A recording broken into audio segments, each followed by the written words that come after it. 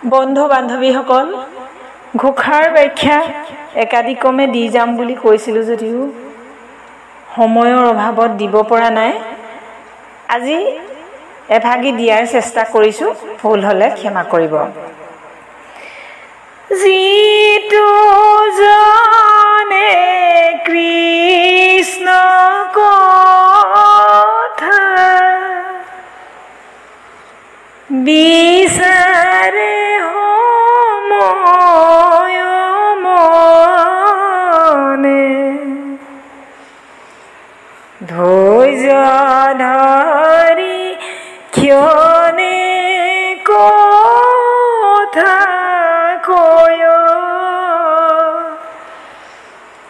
যত তীৰ্থ স্নান দান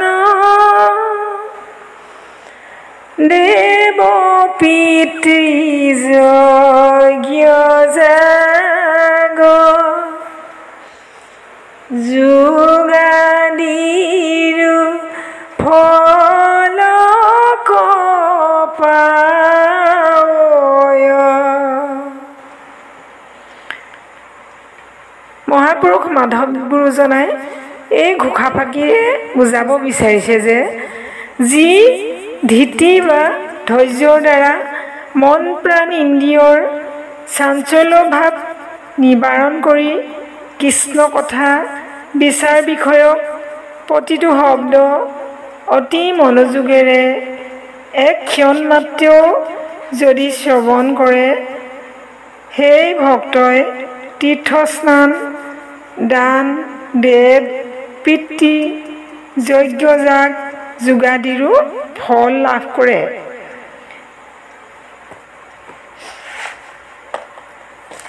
যাৰ পুত্ৰ হবে অত হৰিত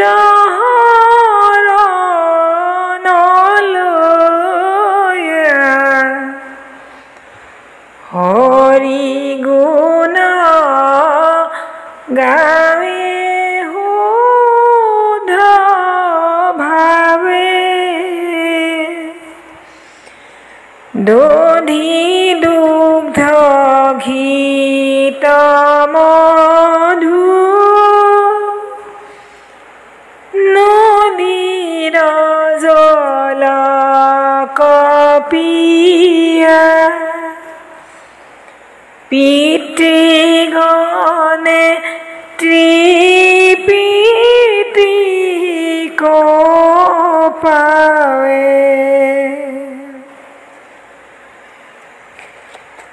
যাৰ পুত্ৰসকলে ইয়াত অৰ্থাৎ সংসাৰত থাকি হৰিত শৰণ লৈ শুদ্ধভাৱে হৰিৰ গুণানুকীৰ্তন কৰে, তেওঁলোকৰ পিতৃসকলে পৰম তৃপ্তিৰে দিব্যভোগ ভুঞ্জিবলৈ পায়।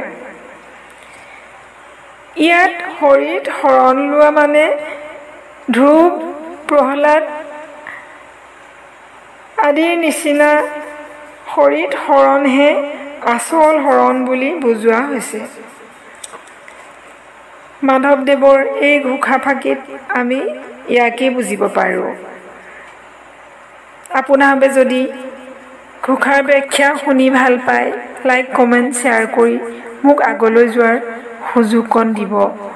পুনৰ সেৱাৰে কৃষ্ণ।